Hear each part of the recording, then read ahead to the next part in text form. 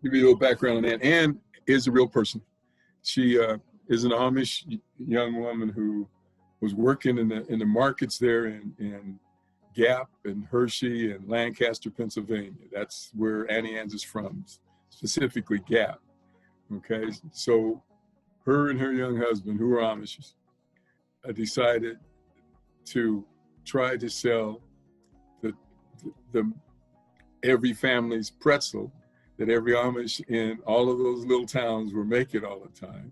And so Ann went through the process of actually creating a little store, and her husband kind of created what we used to say in Annie Ann's world: if we told you what the recipe was, we would have to kill you. But any real cook could have figured out what it was or what it is. But we did sign all kinds of non-disclosure processes when we were in Annie Ann's. We'd make our staff sign all that stuff, and everybody who worked there. My granddaughter worked there, and she was laughing. She had to sign hers too, just like everybody else. But so Ann created this little pretzel place. And by the time she sold it in 2008, she had 1,000 stores in the United States and close to 300 stores around the world. So she was probably the only Amish little girl who has an extremely beautiful diamond pretzel necklace that she used to wear all the time when she was riding her Harley. So her name is Ann Byler. So they created that business, but at the time we were looking at getting into, we had our little popcorn store, and we were happy at the airport. DIA we went in there in 1995 when it opened. And that had to do with one of the other things that nonprofits have to do. You have to have an extreme networking background. You can't simply assume, you have to network like crazy. Well, I actually grew up with Wellington Webb, who was the mayor of the city at that time, who started his career at Fort Logan Mental Hospital at Well. We were both psych techs at the same time. So he had a interest in persons of disabilities in the first place, because that was kind of pretty much one of his first jobs. So when the request for proposals for the concessions went out, we submitted our proposal for the small popcorn store. And the city council, who we also knew, Ramona Martinez and most of the other city councilmen and councilwomen, they had a committee, but along that committee anyhow, so they allowed us to have the popcorn store. We were doing very well for a little store. We weren't making that much money, about $150,000, $200,000 a year. But Ann, who had put the first Annie Ann store in Concourse B in the state of Colorado, was going to use that store as sort of the business center to develop all the other Annie Ann's in the state of Colorado. Well, she couldn't manage it. The manager wasn't functional. They were stealing money. They were losing money. And so she decided to put it on the market. And so she put it on the market for $875,000. Platte River probably at that time had about $50,000 in their bank account. Okay, even though we were operating, but I'm being facetious, but that's to give you a comparison.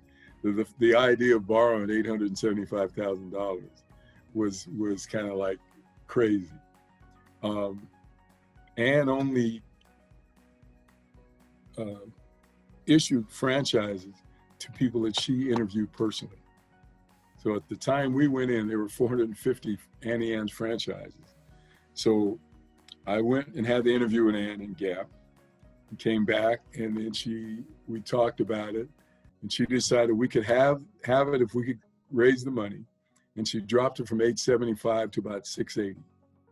So she dropped $200,000 off of the top of it. We were able to finance that through another networking process with Vector Bank. And so we bought the franchise for the $600,000 and some odd. Ann's running it as a corporate company store for the 2 years before that, had averaged $700,000 to $800,000 a year. Us operating it after the first 12 months, we were at 1.1 million, and the next year we were at 1.3 million. I probably should have pulled some plaques out for you. We were the highest revenue stores in the Auntie Anne system in our first 2 years of operation. So, which obviously created this big marketing window for us all over the country. Because Anne was bragging about her nonprofit that was 75% persons with disabilities working in it. The airport was bragging about their nonprofit because we were the only nonprofit in the United States at that level in an airport. There really weren't any other online businesses. Somebody might have had a cart or something, but there was never an actual formal business. So we had about 10 years of just hype. Everybody thought we were the greatest thing since popcorn. So we did a lot of conferences, a lot of presentations as a result of that.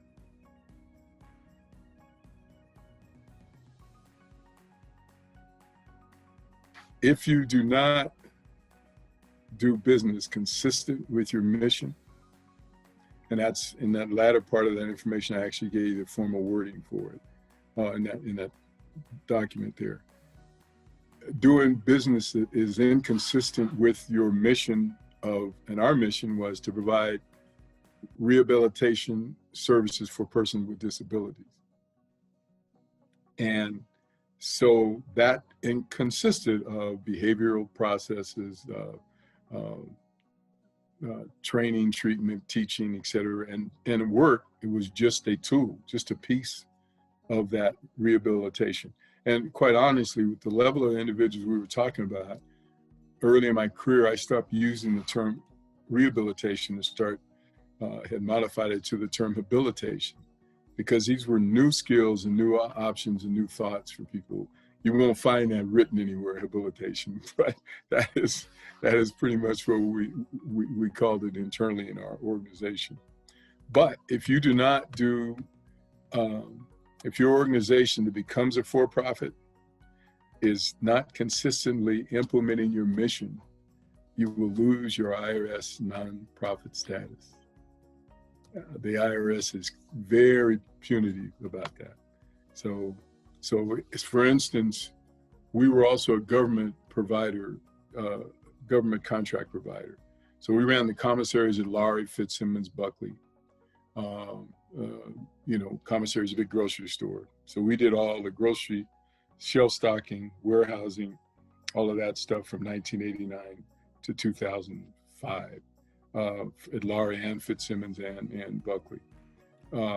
That government set aside. We were also the base-wide janitorial contractor for Fort Carson, which was 100 buildings and stuff down at Fort Carson. We were the janitorial contractor for the U.S. Mint, for the U.S. Customs House, and the Cesar Chavez. So we had a lot of other irons in the fire. By that time, we had gone from the small agency of $150,000, $200,000 a year to about $6.5, $7 million a year. Okay, so that's kind of how the growth was. But to keep the government contracts, there's a law called the Javis-Wagner-O'Day Act. And that act is a government statute that sets aside a percentage of jobs for nonprofit agencies that are rehabilitation centers that are providing services to persons with disabilities. And that's the whole group of disabilities. So if you do not maintain 75% of all your direct labor hours for persons with disabilities, you can lose those government contracts as well as violate the intent of the law. For us to get the Auntie Anne's contract and not to compete with other small businesses, because that was a conflict, there became an apparent that Wellington and the city one of his staff were really favoring us as a nonprofit when the Auntie Anne's offer came up. So in our contract, different from all the other concessions at Denver International Airport, our contract included a provision that we would have no less than 60% of our employees would be persons with a disability. That coupled with our federal government contract, which already required us to have 75. So basically, the whole time we were out there, we ran anywhere from 60 to 80% of our persons with a disability.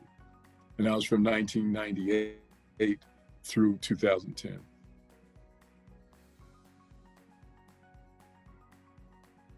Well, luck, God, I guess.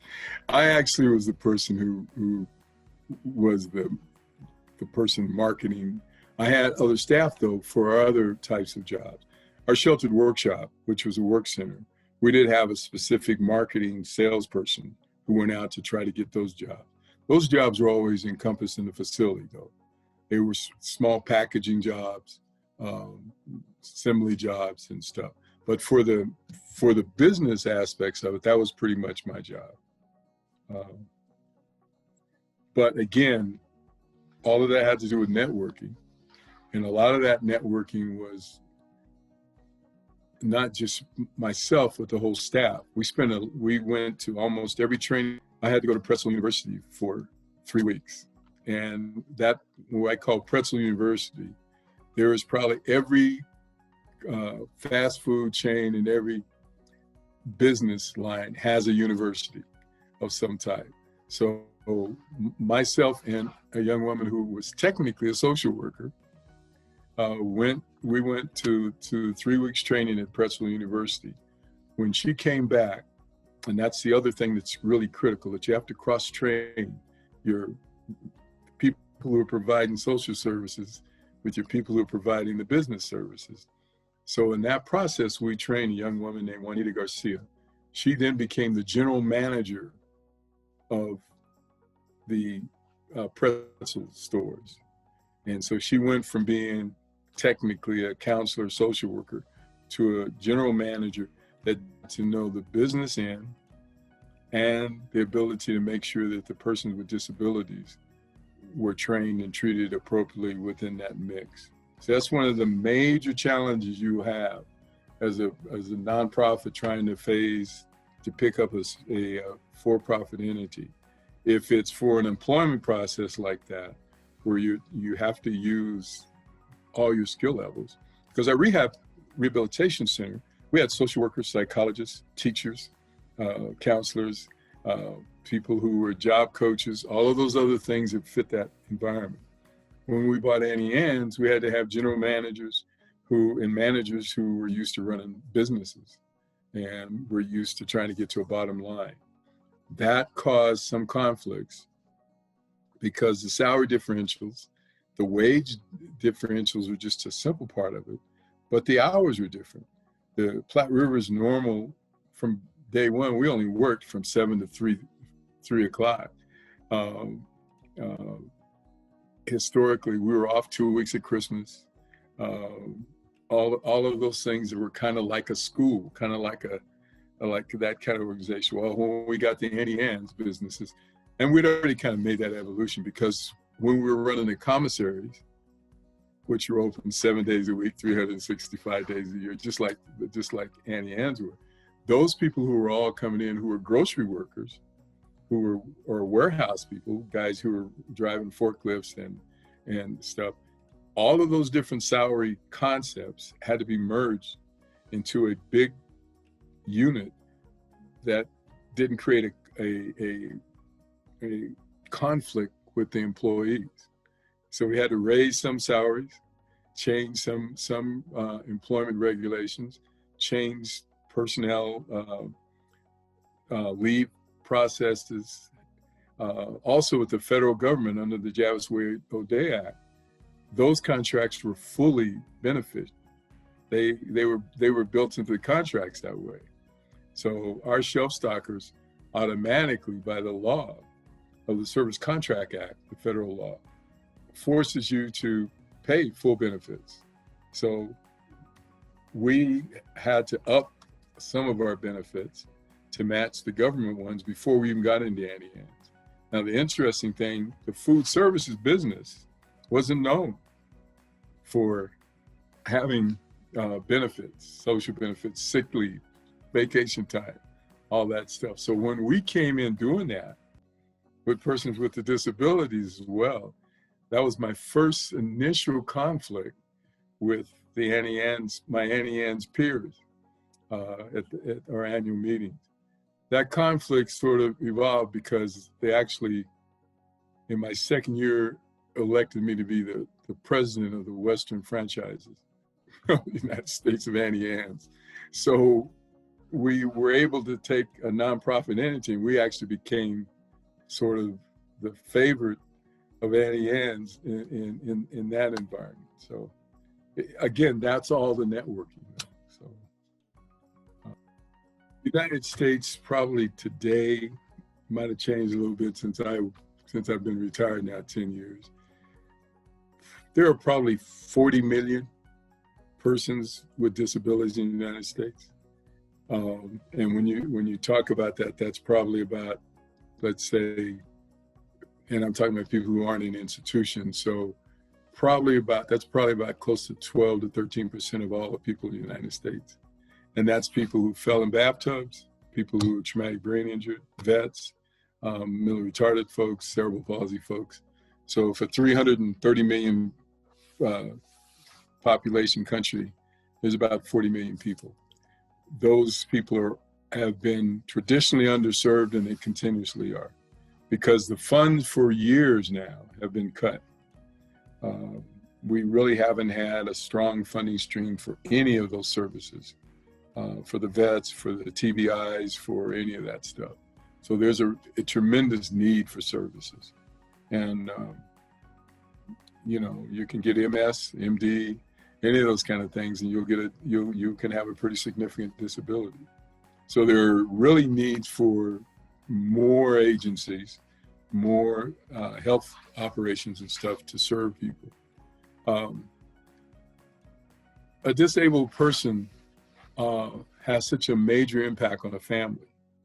It's probably the biggest kind of contributors to, especially in the beginning of young marriages, because everybody looks at each other and blames the other person.